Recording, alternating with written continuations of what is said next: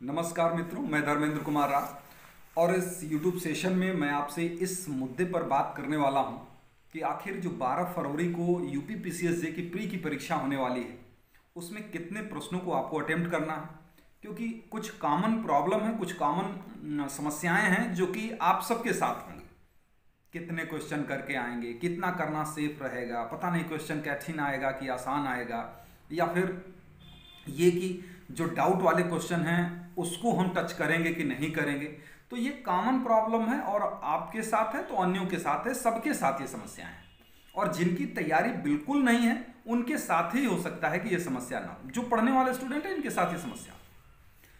लेकिन आखिर इस समस्या से हम बाहर कैसे निकलें, क्योंकि ये अगर दबाव लेके आप परीक्षा हॉल में जाएंगे तो इसका नुकसान आपको होगा। क्योंकि ये माइनस मार्किंग का एग्जाम है और माइनस मार्किंग के एग्जाम में आपके लिए पहले तो निश्चिंत होना बहुत जरूरी होता है। क्योंकि ये सिर्फ नॉलेज की ही परीक्षा नहीं है, आप उस कठिन परिस्थितियों में अपने आप को कैसे स्टेबल कर पाते हैं इस बात की भी परीक्षा है। और ज़्यादातर स्टूडेंट या बहुत सारे ऐसे स्टूडेंट होते हैं कि अपने आप को उस प्रेशर में मेंटली स्टेबल कर ही नहीं पाते, और जिसकी वजह से वो जानते तो ला अच्छा हैं लेकिन फिर भी उनकी परफॉर्मेंस एग्जामिनेशन में उस अकॉर्डिंग नहीं हो पाती जितनी उनकी तैयारी है। तो पहली चीज़ तो ये है कि प्रेशर लेके परीक्षा में नहीं जाना है। अब हम ये कोशिश करते हैं बताने की कि कितना प्रश्न आप करेंगे तो ये अच्छा रहेगा आपके लिए, कैसी स्थितियों में प्रश्नों को छोड़ देंगे। पहली बात तो ये कि डाउट वाले प्रश्न का क्या करें। डाउट वाले प्रश्न के लिए आपको देखिए 100% ऐसा पॉसिबल नहीं है कि आप 100% श्योर रहें क्वेश्चन पर 100 प्रश्नों पर, ऐसा नहीं होता है। और 150 प्रश्न अगर ला के आते हैं तो आप 100 प्रश्नों पर 100% श्योर नहीं हो सकते। 80% श्योर हो सकते हैं, 70% श्योर हो सकते हैं, 90% श्योर हो सकते हैं, कुछ प्रश्नों पर 100% भी श्योर होते हैं।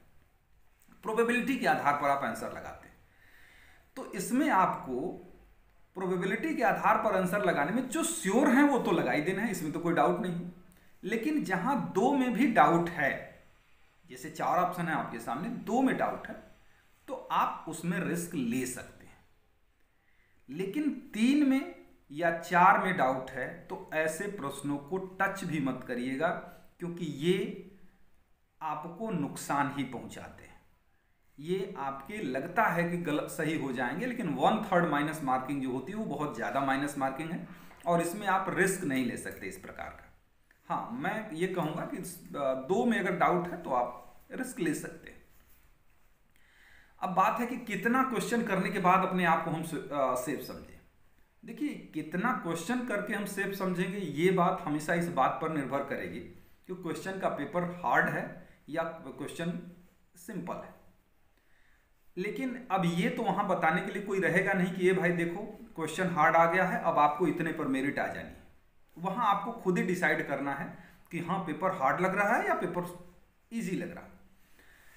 अगर एक एवरेज पेपर है, बहुत आसान भी नहीं है और बहुत टफ भी नहीं, एक एवरेज पेपर है, तो जो जनरल कैटेगरी के स्टूडेंट होते हैं उनको करना यह है कि ऐसा क्वेश्चन करना है कि 95 क्वेश्चन उनके श्योर सही हो जाए।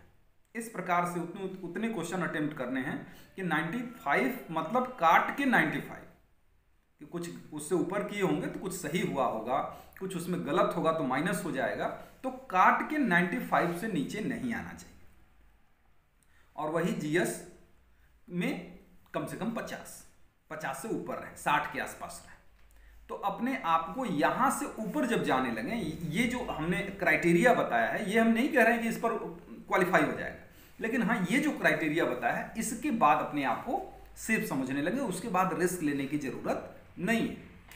तो ये हो गया, मतलब हमने जो 95 बताया था 95 के अकॉर्डिंग हो जाएगा 190 नंबर लॉ में, और 50 नंबर जो मैंने बताए थे जीएस वाले, मतलब कुल 240 नंबर हो गए।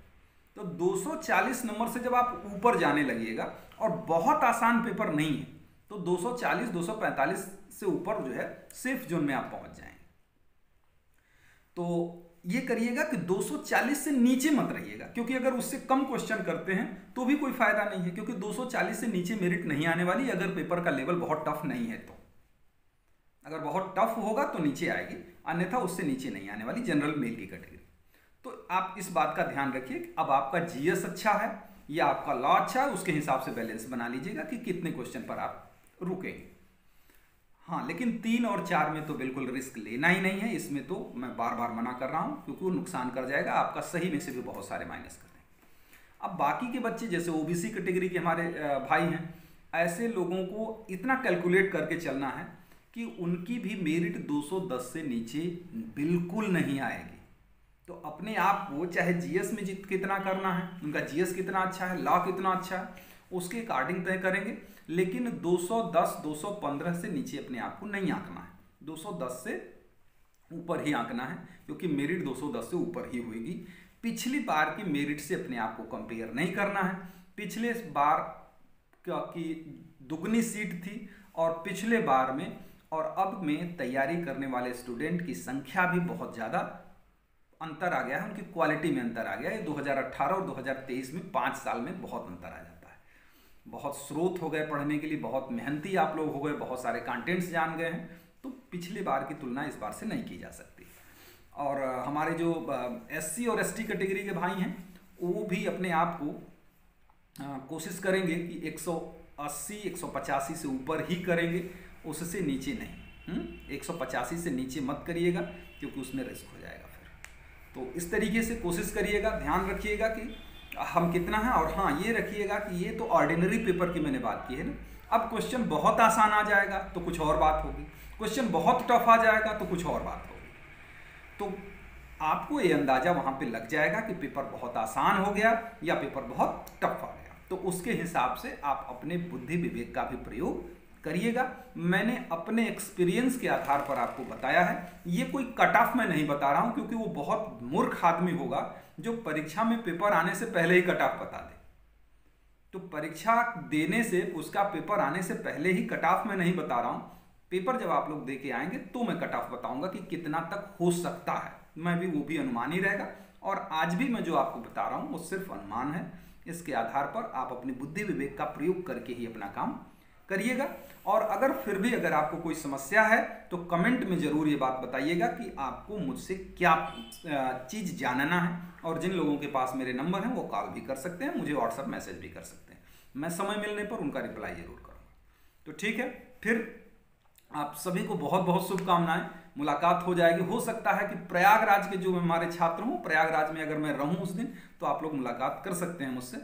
तो बहुत बहुत शुभकामनाएं आप लोगों को, बहुत बहुत अच्छा पेपर बने, रिजल्ट प्री ही नहीं बल्कि फाइनल सिलेक्शन भी हो इसमें आप लोगों का। तो फिर मिलते हैं अगली वीडियो में। थैंक यू, नमस्कार।